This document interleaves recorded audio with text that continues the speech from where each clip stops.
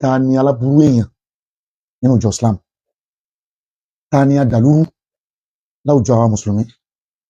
ta ni aláṣẹdànù tó ṣiṣẹ́ tọrọ rẹ̀ dàbí kẹ́tẹ́kẹ́tẹ́ tẹ gbé tírà sí lẹ́yìn tó ń rù káàkiri tó já sí pé tó wà nù tírà kò ṣàǹfààní fún kẹ́tẹ́kẹ́tẹ́ fúnra rẹ̀. alladhi yaqul khuz min ulumi, tí ó mọ̀ ní ọ̀rọ̀ ẹnu mi ní kẹ́ máa gbọ́ ọ̀rọ̀ ẹnu rẹ̀ tako ìwà rẹ̀, kò yàtọ̀ sọ́mọ̀ta, kò yàtọ̀ sí jàgídíjàgá, kò yàtọ̀ sí tọ́ọ̀gì gẹ́gẹ́ bó ṣe pé rẹ̀. ẹ bá wa tẹ like love please, ẹ bá wa tẹ like, ẹ bá wa tẹ love, ẹ bá wa share. It's a very great lesson. See, Adama derived a lot of wisdom and moral nínú ẹ̀. ṣàwọn pé ànábì la yantiqu anil hawa, èyí sọ̀rọ̀ fẹ́nu, in huwa illa wahyun yuha, àfi tí Ọlọ́run bá ní ó sọ. wọn ló fi já sí pé ọ̀pọ̀lọpọ̀ nǹkan náà sọ sánàbì lẹ́nu ọ̀rọ̀ ànábì ò sọ. ọ̀pọ̀lọpọ̀ hadith kì í ṣojú ayé ànábì náà ti kó jọ. ànábì kú tán ní kálukú kan sọ tiẹ̀, ànábì sọ pé ànábì dẹ̀ ti sọ kalẹ̀ pé man qala ma lam aqul, ẹni bá sọ ń tèmi ànábì ò sọ, falyatabawwa maq'adahu minan nar, irú ẹni bẹ́ẹ̀ kó lọ rí gbé àpótí rẹ̀ kó ti kàn án látàyé tí ó fi lọ jókòó nuna. àwọn ẹ̀pọ̀ arúmọ̀ ànábì gbogbo àwọn àdìsí bàjá pa tí lórí irun tó bá fẹ́ kọjá wájú rẹ̀ tì í dànù ní nígbà ájọ mú nǹkan lẹ̀ fabricated hadith ni. ànábì ń ṣoníjàngbọ̀n, ìṣoníjàngbọ̀n, Ọlọ́run ò lè gbéṣẹ́ tó tóbi tó bẹ́ẹ̀ fún gbogbo ayé wà ní jóníjàngbọ̀n. àmọ́ àwọn ànábì tó léwà wọ́n lè kókó gan, àmọ́ lórí òdodo ni o, ẹ rí i pé Ọlọ́run rán wọn ju àdúgbò wọn, ìletò wọn, àwọn ọjọ́ wọn nílùú kan ṣo. tó bá wà aggressive, tó bá máa ń bínú jù, ó máa le láti jẹ́ pé ó fẹ́ pass message fún gbogbo ayé. àwọn ẹ̀dá kan bẹ wọn ò lè listen sí ẹ without you being calm to them. Calm, you have a manner of approach, you talk to them in a very amicably way, you talk to them in a very mannerful way. wọ́n máa listen. àwọn kan bẹ tó bá yẹ gbà sí wọn nítorí ká máa ṣe mọ́ ìwọ̀n máa ṣe ni.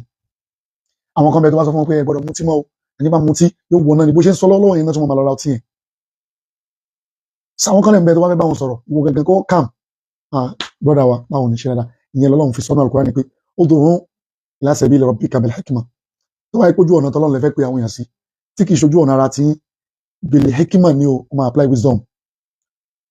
wal maw'izatil hasana, wá sí tó tutù tó rọ̀ tó fàìn létí, jọ́gbẹ́ tó ń gbọ́ gan kò ní mọ̀ pé òun fẹ́, inú ẹ̀gbọ́n máa dùn láti gbọ́ ẹ, àbí ẹni tó ń pass message fún lẹ́ni lọ́la tó dọ̀tún la tó lè wálé ẹ̀ tó wá gbéra rẹ̀ wá fúnra rẹ̀, mi ò rí yín látàárọ̀ ní kí wá kí ni ní tó ń bá sọ yẹn dùn mọ́ lọ́wọ́ ni,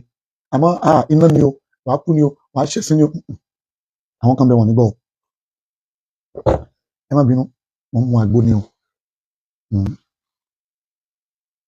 Naam,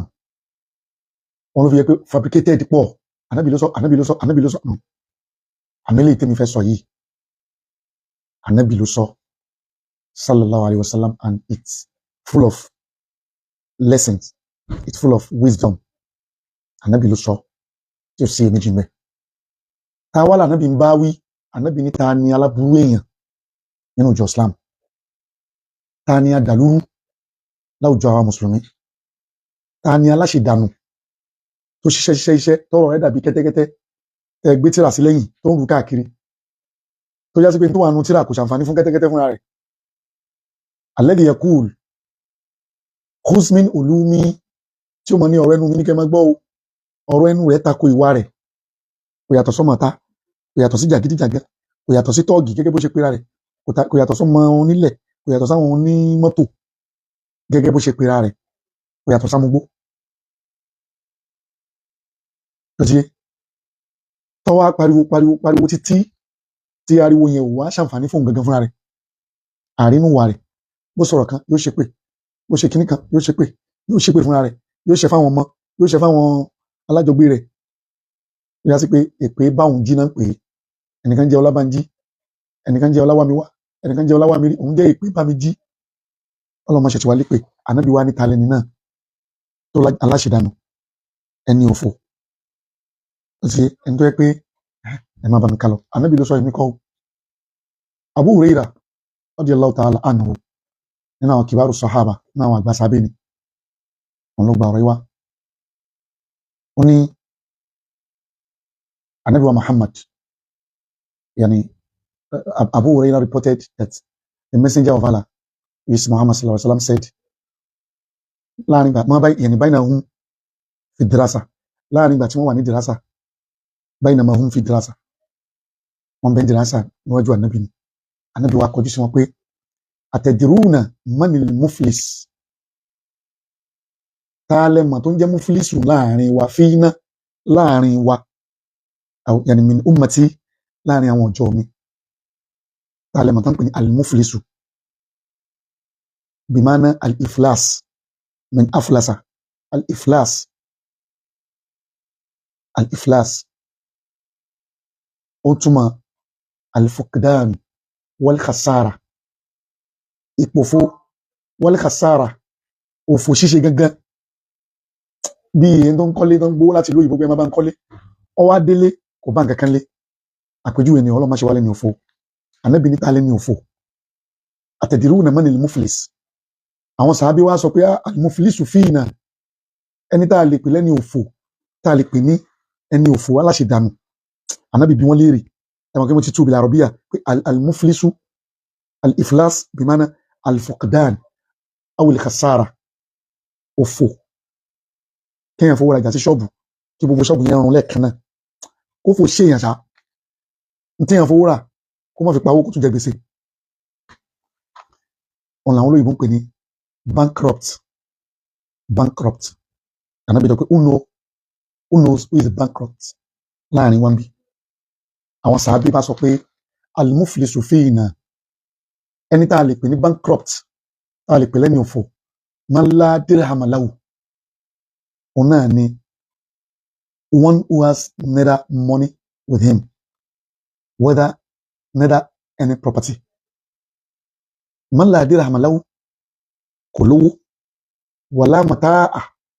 kò ní nǹkan gbádùn kankan tá a lè sọ pé òun náà ti ráyé wá bóyá fi plot ló tiẹ̀ ní bóyá ó tiẹ̀ ní mọ́tò kékeré kan tí ń ti káàkiri bóyá ó tiẹ̀ rí ìyàwó gidi bóyá ó bí àwọn ọmọ kò sí nǹkan gbádùn kankan sat neither money kò sówó lọ́wọ́ ẹ̀ with him nor any property ẹ má bá mi tẹ like and love olólùfẹ́ ẹ má bá mi share o Ànábì wa sọ pé innal muflisa ẹ̀yin sàábé ètò ẹ̀yin náà sọ ẹ̀rí sọ lóòótọ́ àmọ́ kò rí bẹ́ẹ̀ Ànábì ní kò rí bẹ́ẹ̀ Ànábì ní al-muflisu min ummati ẹni tá a lè pè lẹ́ni òfò nínú ọjọ́ tí ń jásí pé Ànábì náà mọ̀ pé àwọn ẹnìkan bẹ wọ́n mọ̀ pé àwọn mùsùlùmí àwọ̀ mùsùlùmí ni wọ́n máa gbé wọ̀ ọ̀rọ̀ mùsùlùmí ni wọ́n máa sọ jáde lẹ́nu ọ̀rọ̀ ẹnu wọn ni wọ́n máa dùn wọ́n máa ní khuzmin ulumi wala tanzur ila amali ọ̀rọ̀ ẹnu mi ní kẹ́ gbọ́ ẹ má wo iṣẹ́ tó wọn òun ti mú gbórí o òun ti yàwó rí o òun ti lọ àròrí o òun ti bá bá ńlá ọmọ ta lóhun tẹ́lẹ̀tẹ́lẹ̀ òun ti ṣe èrè nígbà kan àmọ́ ọ̀rọ̀ tó ń bá sọ lẹ́nu ní kẹ́ gbọ́ Ànábì wa ni ẹni yẹn òun lẹ́ni tó já sí pé ya'ti yawmal qiyamati tó bá díjọ́ minal qiyamah tọ́lọ̀ máa ń pe kó wá láti wá ṣèṣirò òun náà ó dé níjọ́ minal qiyamah síwájú Ọlọ́run bisolatin wọn bá ìrun nínú ẹrù rẹ̀ kó kírun lóòótọ́ kódà yóò fẹ́ kírun débi pé wájú orí rẹ̀ báyìí yóò ti fẹ́ di ìrun gangan fúnra rẹ̀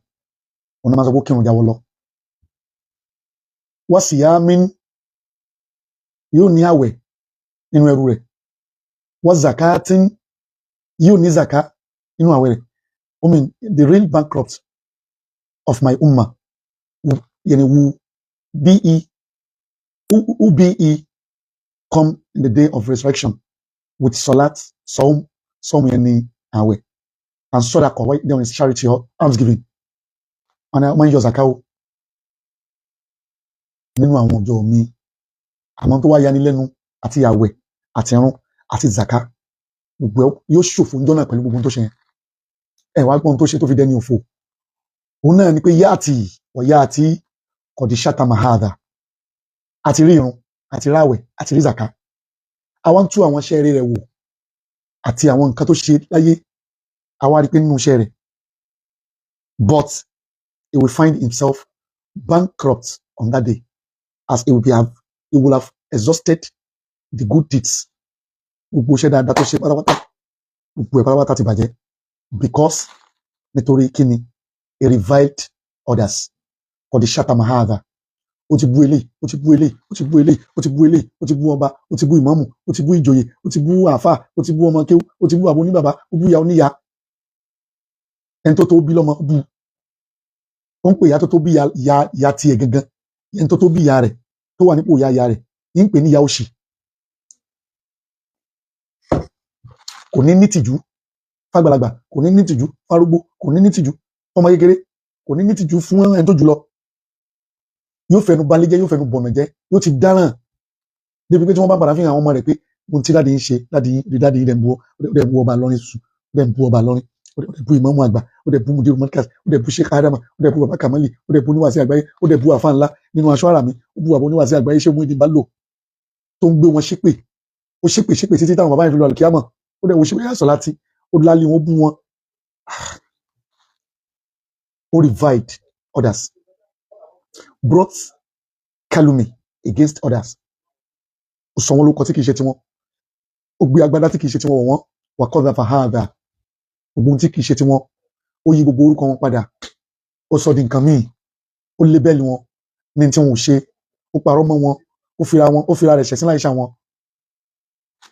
lẹ́yìn yẹn wà ákàlà máa làhádà ó fi wọn cash out ó fi wọn build the page ó fi wọn parọ́ gbowó ó fi wọn monetize ó blọ́ọ̀gì wọn ó gba payback ó bú wọn kò ní sinmi mọ́ pé kò lè sustain without being a blogger kò lè live láì ṣètò àánú fáwọn èèyàn kọ́dà fàhádà ó láì bẹ́ẹ̀ ni wọn ó gbé kálùmí wà á kàlàmà làhádà unlawfully devoured the wealth of others ó fi wọn pawó ó fi wọn cash out gan ó ní péjì bíi mẹ́fà mẹ́jọ waste your life waste your life waste your energy waste your kill yourself gbogbo àwọn nǹkan burúkú ẹnìkan ṣo ó dẹ̀ ní péjì bíi mẹ́wàá tó fi ń ṣaburú ẹnìkan ṣo yóò ní síìmù bíi 20 tí ó fáwọn èèyàn pé táwọn èèyàn bá ti ń ṣe program ẹ máa lọ flag ilé nítorí pé ó fẹ́ cash out nítorí pé ó ń bẹ̀rù pé jẹ́ òun náà fẹ́ meet up jẹ́ òun náà dẹ̀ ń tó ra mọ́tò òun ò ra mọ́tò rí láyé òun ọ̀nà tóun ti rówó jẹun àfikún tẹ́ra mọ́ naam lẹ́yìn yẹn shout the blood of others ìtumọ̀ eléyìí ni pé ìjẹ ẹran ọmọ ìyá yẹn ní tútù ìtumọ̀ ẹ̀ ni pé ìṣàbòsí ìparọ́ mọ́yàn ìpè ẹni ẹlẹ́ni tó ń sùn jẹ́jẹ́ akẹ́pẹ́ lórí fóònù ẹ ló lábájá ló ń sọ̀rọ̀ wà ló tíríkì ara àwọn tí mú lọ́rùn ọwọ́ 419 ní dájú ẹ̀ ní àbòsí ọ̀rọ̀ ẹ̀yìn lẹ́yìn náà gbogbo nǹkan kàkálẹ̀ yìí wà sáfàkà dámà hádà wà dọ́ra bà hádà ó fọwọ́ lágbáwọn èèyàn lójú èmi ò rí ibi tí wanted tán wá tóun náà tún sọ pé òun fẹ́ lọ múyàn èmi ò gbọ́rí gbogbo náà kàkálẹ̀ yìí ẹ rí pé àtàwẹ̀ àtìrun àti zaka ọlọ́run ò ṣàbòsí fún mẹ́tẹ̀ẹ̀ta ló nílò tó àmọ́ gbogbo aburú tó ti ṣe yìí ìdájọ́ wa dé fàyóǹtọ̀ hádà min hasanati ànábì ní tó bá dijọ́ náà wọ́n máa ń mú nínú iṣẹ́ dáadáa rẹ̀ tó ṣe láyé nínú ọ̀run àtàwẹ̀ àti zaka yẹn torí iṣẹ́ olóore mẹ́tẹ̀ẹ̀ta yẹn wọ́n máa mú bẹ̀ yóǹtọ̀ hádà min hasanati wọ́n máa fún ẹni tó bú wọ́n á gba ìrun tiẹ̀ wọ́n á gbé fẹ́ni tó bú wọ́n á fi san gbèsè ẹni tó parọ́ mọ́ wọ́n á gba nù ọ̀run ẹ̀ wọ́n á fi san gbèsè ẹni tó láìbẹ́ẹ̀lì lórúkọ tí kìí ṣe tiẹ̀ tó láwọn náà islam lẹ́yìn òbárú àwọn yẹn tiẹ̀ ní wọ́n ní ẹ̀tọ́ wọn tó máa gbà ní ọ̀gbìn kíámà bí ṣe Ádámù ṣe jókòó ni tí ànábì wa Muhammad tí ọlọ́run máa bá ṣe Ádámù gba ẹ̀tọ́ lóyá lágbájá wèrè yìí ni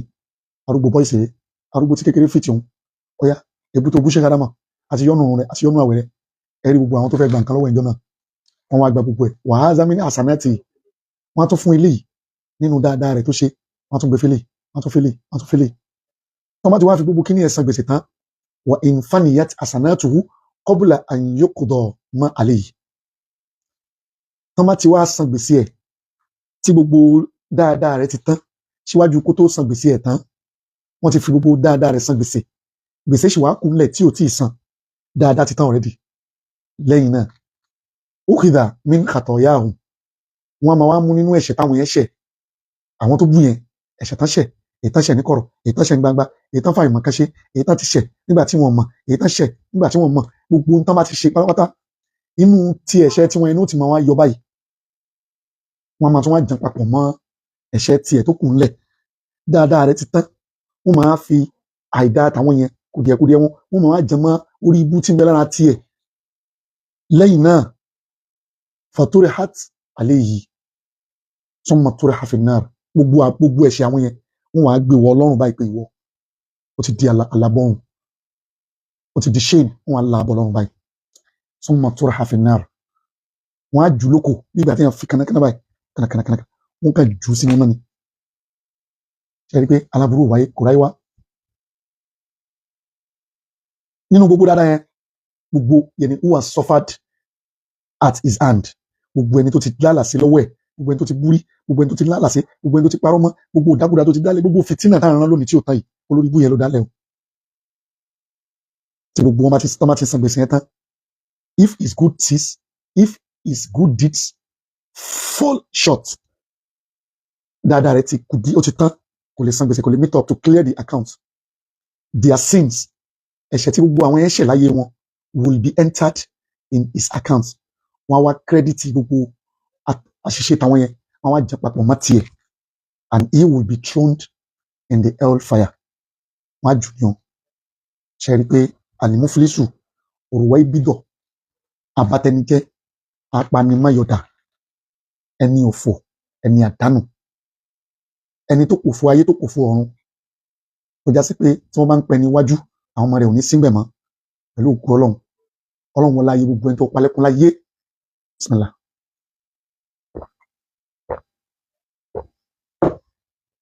ọlọ́run wọlé gbogbo ẹni tó palẹ́kún láyé pẹ̀lú òkú ọlọ́run ó kú bí wọn náà ṣe rẹ́rìn kú láyé fún di eléyìí ẹ̀kọ́ la fi kọ́ àkúbẹ́ni kankan wí à ń ṣe wáàzí ni ẹni ó bá tábà ó lọ túnbẹ̀ ṣe ẹni ó bá tàbá ó lọ túnbẹ̀ ṣe òwe àwọn lábá kan ní wà fi parí ẹ̀ ọmọ kan ló sùn ìyá rẹ̀ wá lọ jí àmọ́ sùn mọ́ òun ti yọ bó tiẹ̀ já sí pé òun yẹn náà ò tàn yányányán àmọ́ kálà lákìlì jẹ́ wù àbí dí fàfàrì kálà lákìlì jẹ́ wù ojú ọmọrọ́ ojú ọjọ́ yìí máa ti dúró fún ẹ̀ fàbí dí tètè ṣe tó yẹ kó ṣe o fàfàrì kó lè tètè utilize òun yẹn ìtumọ̀ ẹ̀ ni pé òun ti ń bẹ lókè táṣọ ọgbẹ ìtumọ̀ yudrob adal mathal àwọn lárúbá máa ń fi ọ̀rọ̀ yìí pé ìtumọ̀ ẹ̀ ni pé you can still try again later try again jàre I will try more ìmọ̀ràn ni ọ̀fun gbogbo ojú tó bá ń wò mí àìwí òsí o àìgbọ́bùṣe agbọ́mágbà ní òkú tí ó jẹ̀ka mo sọ lánàá mo ní ẹni awí fún tí ò gbọ́ àbí tó wá gbọ́ tí ò gbà yóò dẹkùn ẹ̀sùn ní kọ́nà ní kọ̀rọ̀ fúnra rẹ̀ àgbọ́gbà ni máa gbọ́ mi rẹ̀ nígbà ẹ bá mọ wá sí tá ń ṣe wá sí ìfẹ́ ni ẹni tó bá rí pé wá sí ìtabáhùn a nífẹ̀ẹ́ rẹ̀ ni tó bá tabá èmi tí mo ń sọ̀rọ̀ yìí náà ọlọ́run nífẹ̀ẹ́ mi náà ni ó fi kí n change ni èyí ṣe wá sí tá a máa gbọ́ tá a máa kára pé wọ́n bá mi wí o gbọ́ gbogbo ọ̀tọ̀ wo mi gbọ́ kò yí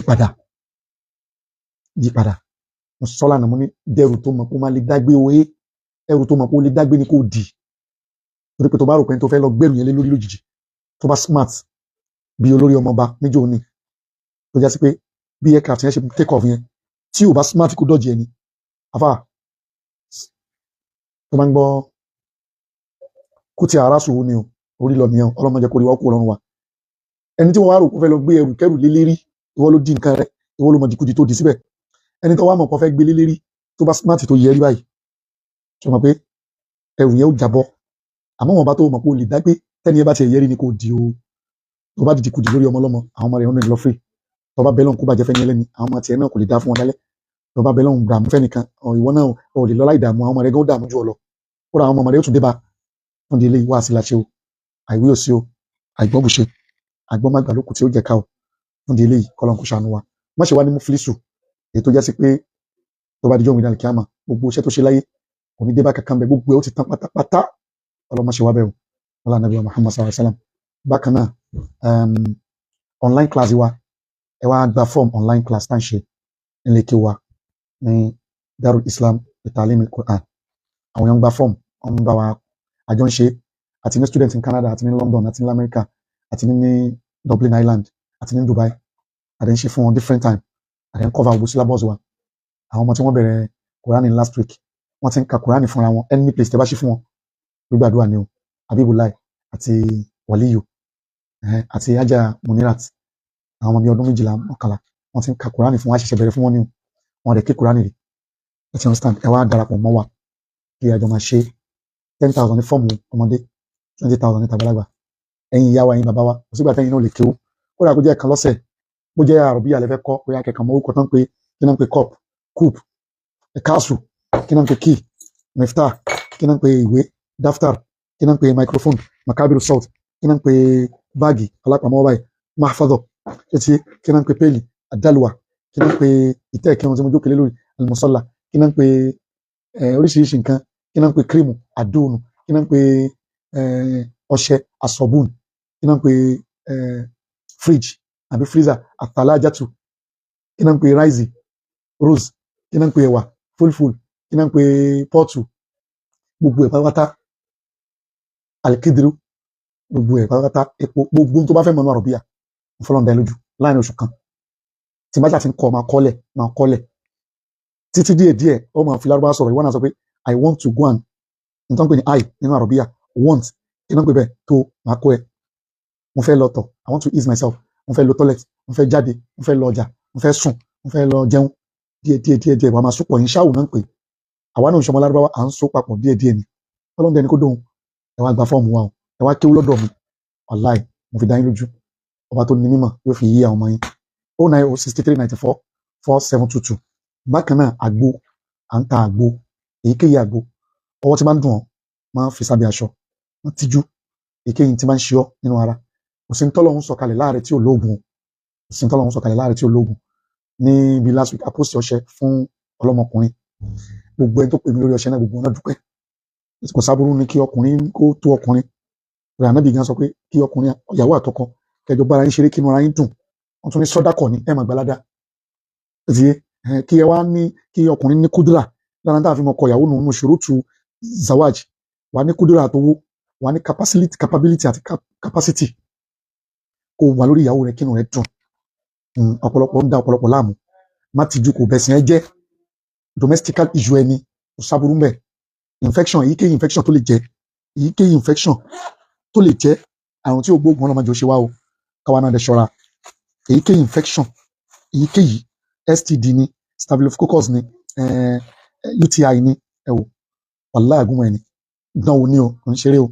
kódà bọ́ọ̀ bá lówó tó bá fẹ́ bù díẹ̀ fún ọbẹ̀ o kàn ló láàrin ọ̀sẹ̀ kan gbogbo tí ń bẹ lára infection gbogbo ẹ̀ ló tó tọ́ jáde ni òní yìí ogun ẹni infection tó dájú ni bákan náà tó bá ní indigestion problem issue indigestive organs ẹ̀ òṣìṣẹ́ ara òní ó yanjú gan oyin ló fi lò oyin bóyá gáàsì wà nínú ẹ̀ gastrointestine bóyá gáàsì wà nínú ẹ̀ òní okun ẹni tó yanjú gan tó ti yé báwọn bákan náà revival gbogbo organs wa probiotic lélẹ̀ ti ìbílẹ̀ lélẹ̀ probiotic tó máa revive gbogbo system ẹ̀ gbogbo kidney heart lungs òní yìí lọ́wọ́ kóró gan ògì gbóná láti máa fi mu ẹ̀ẹ̀mejì lọ́sẹ̀ péré ni empty stomach ní síbi kékeré ó yanjú gan tó ti yé bẹ́ẹ̀ ó yanjú gan tí ṣúgà ẹ bá high òní tó bá high kò sí bó ṣe lè high tó láàrin 2 days lélẹ̀ ó máa drop inshallah bí kọ́tà wàmọ́ Anjola oya put on your clothes come here wọ́n gbé kíní kan fún mi nínú freezer so gbogbo tó bá ti ń ṣe ẹ má fi ọwọ́ ẹ má fi that ulcer remedy yeah, bring it.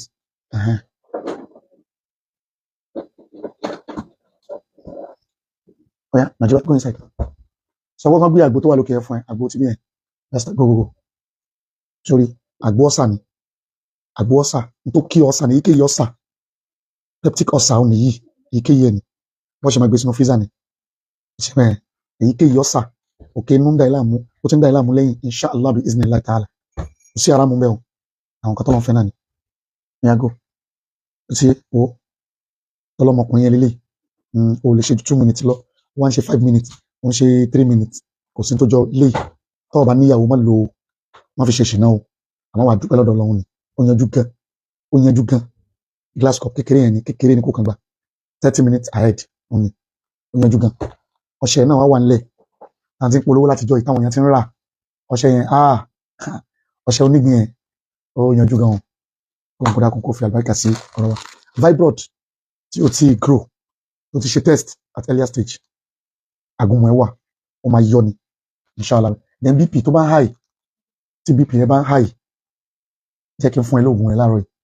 lọ wá ewé ewúro àti ewé fẹ́rin wá gbó láì fomi sí àbí kò fi odó pound ẹ̀ má fomi sí o lẹ́yìn tó bá ti ṣàn nù ó jẹ́ kó mi ara ẹ̀ dry ó wá kó sínú odó kékeré kan kó pound ẹ̀ méjèèjì papọ̀ tó bá ti kó wá fún tó bá ti fún bó ṣe fún yẹn omi tó bá jáde ńbẹ̀ tó bá ti kó wá kún kọ́pù yìí wá dà sínú oyin ìgò kan ó máa ṣèkẹ̀ ó ní jù bẹ́ẹ̀ lọ kódà tó bá máa fi lọ láàrin 4 days kí ni ẹ máa drop ó lè máa ṣẹ́kì kí ni device yẹn dáadáa kò jù bẹ́ẹ̀ náà lọ kó máa lò tó ti yé báwọn. Original Habatu Sauda black seed oh yeah, get me the black seed please inside the freezer. Original Habatu Sauda mo lọ ń kó wá láti ọ̀nà tó jìn ní àti ilẹ̀ Haúsá. Original Habatu Sauda black seed original ó wà nílẹ̀ gbogbo ẹni tí ó bá fẹ́ kò síbi tó wà tí mi ní tí dispatch ní deliver fún ẹ tó ti bẹ́ẹ̀ ọlọ́run fàgbáríkà tó pọ̀ sí ẹ pè sórí nọ́mbà 090 6394 4722 lẹ́ẹ̀kan sí 090 6394 4722 lẹ́ẹ̀kan sí 090 6394 4722 òun ni black seed yẹn ni original one ni o black seed original Habatu Sauda ó ti rí black seed oil original gan ni orí ó wà nílẹ̀ báyìí original honey dẹ̀ wà original honey láti Maiduguri original one tí ó ń ṣe oyin ìrèké tí ó ń ṣe oyin ṣúgà ó wà nílẹ̀ báyìí ọlọ́run kó fàgbáríkà tó pọ̀ sí 090 6394 4722 lẹ́ẹ̀kan sí 090 6394 4722 bákan náà ká tó máa lọ adúpẹ́ lọ́wọ́ gbogbo àwọn tó dúró tì wá lórí monthly program wa fún àwọn widows àwọn less privileged àti dúpẹ́ lọ́wọ́ Alhaji wa Isiaq Ayilara Alhaji wa Abdulrahman Títílọpẹ́ Láìtàn lórúkọ àyà wọn àti bàbá wọn tí wọ́n ti bọ́ sálì kíámà wọ́n gbé ìrẹsì kalẹ̀ kápín fáwọn opó ẹ lọ wo orí péjì wa ìjẹta la ṣe. Bákan náà Alhaji wa Adébáre Shakiruddin Ọ̀kanlọ́mọ wọ́n fi owó lẹ̀ for 5,000 ní ká fún àwọn opó àdẹ fún èèyàn 15 gbogbo ẹ wà lórí péjì wa àfáwọn èèyàn 15 ní ọjọ́ Saturday monthly làwọn ń ṣe bẹ́ẹ̀ tí monthly náà tó ti bẹ̀rẹ̀ ní ẹ̀ta múlẹ̀ ní ètò yóò wáyé ní the last Saturday of this month which is on the 27th of this month ìwọ náà ẹ bá wa dá sí o ráìsì sẹ̀mó òróró iyọ̀ spag kí la tún pín yẹn náà ṣúgà èyíkéyìí tó bá ní ìdásí tọlọ́hun pé lórúkọ ìyá mi lórúkọ bàbá mi èmi náà fi lè dásí tọlọ́hun kí gbogbo ládá tí n bá rí ń bẹ kó máa bá ìyá mi àti bàbá mi lálùkìyámà àkáǹtì tó máa fi owó àwọn charity sí òun náà ní 90 ẹjọ admin tó bá wà bẹ bá mi type ẹ kí n máa pin ẹ 90 30 22 82 57 admin ẹjọ bá mi pin ẹ 90 30 22 82 57 lẹ́ẹ̀kan sí 90 30 22 82 57 opay account Abdulgafar Adisa Charity Foundation òun náà ní àkáǹtì tí wọ́n bá mi fi owó àwọn aláìní sí lórúkọ gbogbo àǹfààní tó tiẹ̀ jẹ́ láàárọ̀ yìí tí wọ́n náà fi sí pé èmi náà dá sí tọ́lọ́hun inshallah gbogbo ẹ̀yin tẹ́ ń support wa gbogbo yín là ń dúpẹ́ fún ọlọ́run máa dúpẹ́ fún yín pẹ̀lú ògo ọlọ́run bẹ́ẹ̀ tí ń ṣe yẹn náà lẹ́yìn náà máa rí àpadà sí dáadáa rẹ̀ lẹ́yìn náà máa rí reward rẹ̀ látọ̀dọ̀ ọlọ́run wallahi súnmọ́ bíi láìláìláìláì wà ẹ lọ sórí péjì wa kẹ́ lọ wo àdúrà táwọn ìyá yẹn ṣe wọ́n ṣàdúrà gbogbo ẹ̀yin olólùfẹ́ gan wọ́n ṣàdúrà fún yín gan wọ́n ṣàdúrà fún yín gan wọ́n ṣàdúrà fún yín gan tinútinú tọ̀yàyà làwọn ìyá yẹn fi ṣàdúrà 90 30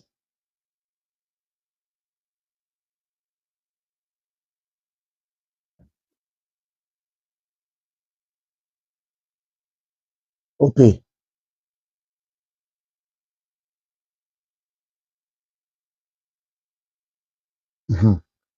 àkáǹtì yẹn nìyẹn o òun la pín nìyẹn tó bá fẹ́ fi nǹkan kan dá sí owó àwọn opó àwọn ọmọ òrukàn tí à ń tọ́jú àkáǹtì tó máa fi sí nìyẹn kò write up ẹ pé lórúkọ ìyá mi lórúkọ bàbá mi ẹ máa fi dá sí gbogbo àwọn tó bá fi ń dùn náà gbogbo ládá tí wọ́n bá rí ń bẹ̀ yóò máa jẹ́ tẹnìkọ̀ọ̀kan yín àtàwọn ìyá yín àtàwọn bàbá yín pẹ̀lú àṣẹ Ọlọ́run ẹ má gbàgbé online class wa ẹ wá gba fọ́ọ̀mù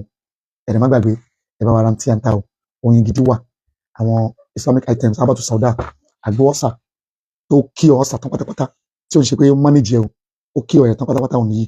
òní tó bá nífẹ̀ẹ́ sí pé nọ́mbà mi 090 6394 4722 àgbo ọlọ́mọkùnrin tí ò lè pẹ́ dáadáa eléyìí 1 hour ni o 1 hour ni o ó máa pé 1 hour á pé 1 hour ọtí wọ́n ní kó sá fún àmú mineral à ń jẹ beverages à ń jẹ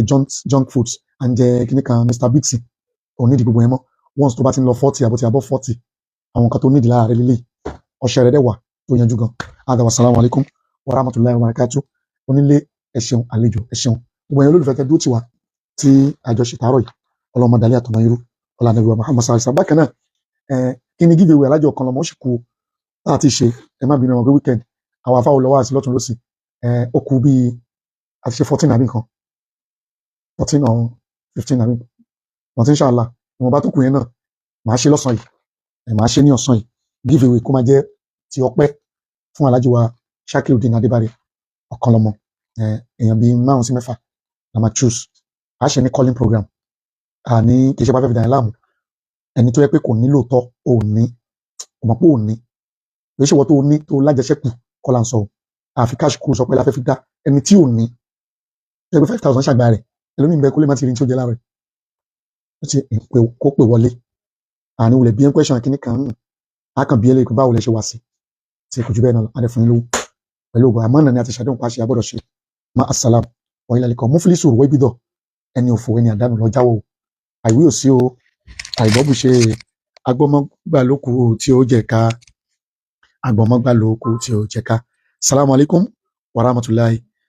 wa barakatu ma assalam wa ilẹ̀ lẹ́kọ̀ọ́ ẹ rántí pé nọ́mbà wa 090 6394 4722 àti direct call àti WhatsApp nọ́mbà yẹn náà nọ́mbà yẹn ọkàn yẹn náà ni o nọ́mbà yẹn tẹ́nìkan bá fi ṣáàtì ẹ without my consent tó bá fi ṣáàtì tó fi ń béèrè nǹkan kan lọ́wọ́ rẹ sọ pé ṣé o lè pe ẹni yẹn sí direct call àbí kò pè sí video call ẹni tó bá ti pè pẹ̀lú nọ́mbà yẹn sí video call tó bá ti yàtọ̀ sójú èmi tó ń wo ìyá ní ìkáyé ọmọ àbálágége tó ń wo yìí irọ́ ni o tó bá ti yàtọ̀ sójú yìí anybody tó bá message yẹ on my behalf wá sọ fún pé can I call you direct sir tó o bá rójú yìí àbí kò gbọ́ voice yìí àní ìkáyé ló ń sọ̀rọ̀ yìí mi ò rẹ́ni kankan sẹ́ni kankan